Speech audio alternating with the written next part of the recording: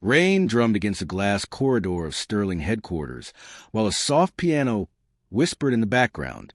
Elias Bennett, a single father and night janitor, guided Constance Pierce's trembling hands over the keys. "Let the music lead half a step ahead," he murmured. In the half-open doorway stood Alexander Pierce, Sterling's icy CEO. The melody stopped her cold. It was Morning Light, the unfinished piece her late husband had written before he died. The morning sun sliced through Sterling's steel tower, lighting polished floors that reflected ambition. On the 40th floor, Alexander signed a memo closing the Arts and Health Fund. Too costly, no measurable ROI. Her CFO, William Cross, had set off, and the numbers never lie.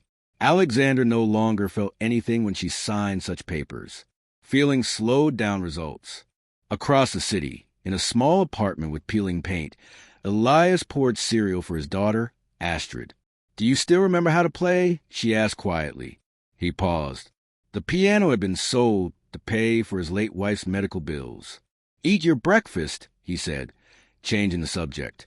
Astrid stuck a silver star sticker on the table before leaving.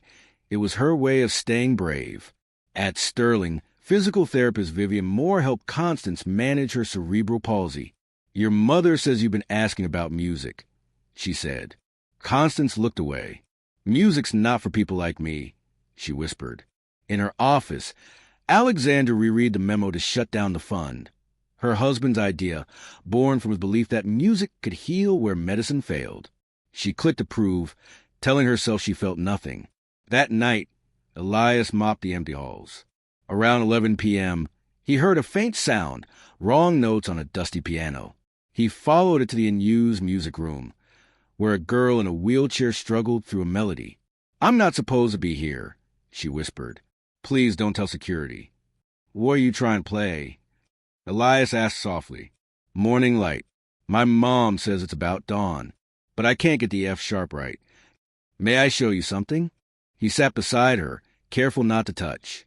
His calloused hands played the melody his wife used to hum. "If you're scared," he said, "let the music go half a step ahead. You follow." Constance mimicked his breathing. 3 in, 3 hold, 4 out, and tried again. The F sharp rang clear. She smiled for the first time in weeks. "Can I come back tomorrow?" 5 minutes, Elias said, "if the door's open." Behind the door, Alexandra stood frozen. That song had died with her husband, and yet here it was, alive in a janitor's hands. Shame burned through her. Shame that she had forgotten how Morning Light sounded. The next night, Constance returned. Then the next. Elias taught her how to anchor her breath, how to count silently when fear took over. When she asked why he helped, he said simply, "Because music shouldn't die in empty rooms." At home, Astrid noticed her father humming again. She gave him another silver star. "For courage, for both of you." He placed it on the first piano key where the melody began. But rumors spread quickly. A blurry photo of Elias and Constance at the piano circulated through internal emails, then reached a local journalist. The headline forming was dangerous. CEO's daughter receiving piano lessons from Janitor. Sterling's PR team urged Alexandra to shut it down before the story leaked. Instead, she watched the security footage. Elias never touched Constance. He just taught and cleaned afterward. No agenda, no ego, just music. The board demanded action. William Cross called it a liability. COO Dante Wilkes wanted the room closed immediately. Vivian countered with proof, measurable progress.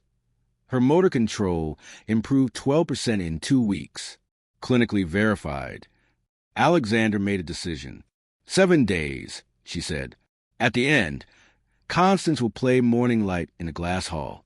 If she succeeds, the fund stays. If not, we close it forever.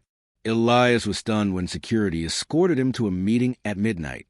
The executives listed his violations. Constance interrupted. "It's my fault. I asked him." "No," Alexander said. "It's no one's fault. But we need proof this works. You'll play Friday noon." "I can't play in front of people," Constance whispered. Elias knelt beside her. "You don't have to win the crowd. Just the next note." They began training. Day 1, The opening phrase. Breathing through fear. The star sticker marked the starting key. Day 2. The hard transition. He taught her to use silence as strength. Day 3. Vivian added a metronome, helping her steady her rhythm. Day 4. Astrid joined, teaching Constance to count stars when she panicked. Day 5. Elias made her fail on purpose, then showed her how to recover. Perfection's a lie, he said. Getting back up is truth. That night, Elias sketched morning light on paper, filling in missing notes from memory. Astrid stuck another star on the corner. For luck, she whispered. Meanwhile, Alexander rewatched old videos of Oliver composing, laughing, saying, "If this works, we'll change lives." She cried for the first time in years. Day 6. What happens if I fail? Constance asked. Then they closed the room. I lose my job. Elias said quietly, "That's not fair." No, but honesty matters more than fair. Do you think I'm brave?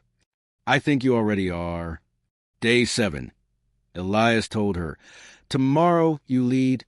Fear means this matters." The next morning, Sterling Tower gleamed with spotless perfection. Executives, journalists, and employees gathered in the glass atrium. Cameras stood ready. Alexander sat in the front row, her expression unreadable. Beside her, Elias and Astrid waited silently in the back. Constance's hands trembled as Vivian wheeled her toward the piano. The spotlight was too bright. Her throat felt tight. "I can't," she whispered. Elias met her eyes. He pointed to the silver star on the first key. "One note at a time," he mouthed. She pressed the key. The first sound wavered, then steadied. Her breathing synced with the rhythm. One phrase, then another. The melody of morning light rose softly, imperfect but alive. The crowd held its breath. Halfway through, Constance missed a note. Gasps rippled through the room. She froze. Tears welled. Then, from the back, Astrid stood and lifted a small sheet of paper with stars drawn across it. Constance saw it and smiled faintly. She exhaled. Her fingers found the next note. When she finished, silence filled the atrium, deep, aching silence. Then, slowly, applause spread, swelling until it echoed off the glass walls. Alexander stood. She didn't clap. Instead, she walked forward, placed a trembling hand on her daughter's shoulder, and whispered, "Your father would have been proud." Constance looked up. "Can we keep the room open?" Alexandra turned to the audience. "The arts and health fund stays," she said. Effective immediately. Reporters flooded forward, shouting questions. Elias tried to slip away quietly, but Alexander called after him, "Mr. Bennett." He turned. "Stay," she said. "We're expanding the program. I want you to lead it." Elias blinked, stunned. "Ma'am, I'm a janitor." "Not anymore," she replied softly. Vivian smiled. "Looks like we're co-workers now." That night, Sterling Tower glowed from within.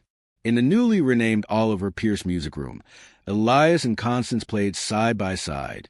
Astrid dozed nearby, clutching her silver stars. Alexander stood in the doorway, unseen, listening. The melody filled every corner of the room. Hope rebuilt, one note at a time. Weeks later, the story went viral. Janitor helped CEO's disabled daughter heal through music. News anchors called it the most human thing corporate America has seen in years. Donations poured in, but fame never changed Elias. He still arrived early, cleaned quietly, and taught whoever showed up after hours, secretaries, security guards, even executives who'd forgotten how to dream. Astrid became his assistant, drawing stars for every new student. Constance began composing her own music, pieces about courage, silence, and stars. She titled her first piece Half a Step Ahead. Alexander visited the music room often now. She didn't give orders. She listened. Sometimes, when no one was watching, she'd place her hand on the piano and close her eyes, hearing her husband's laughter again. One night, after everyone left, Elias lingered alone. He sat at the piano, the soft city glow behind him, and began to play Morning Light once more. As the last note faded, he noticed something taped above the keys, Astrid's silver star, and beside it, Constance's childish handwriting. For the man who taught us to follow the music. He smiled through tears. Outside, rain began to fall again, but this time it sounded like applause. Epilogue. The Oliver Pierce Foundation for Music and Healing opened 6 months later, offering therapy through art for children with disabilities. Elias directed it full-time. Constance became its first ambassador. During the opening ceremony, Alexander gave a brief speech. Her voice was steady, but her eyes shimmered. My husband believed music could connect what life tries to tear apart. He was right. Today proves it. She looked toward Elias, who stood with Astrid beside the piano. Sometimes, she added, healing doesn't come from power or money, but from people who show up when no one asks them to. Elias nodded once. And from music that refuses to die. As morning light filled the hall once again, Alexander finally understood what her husband had meant all along. That light doesn't arrive with dawn. It begins in the dark, with someone brave enough to play the first note.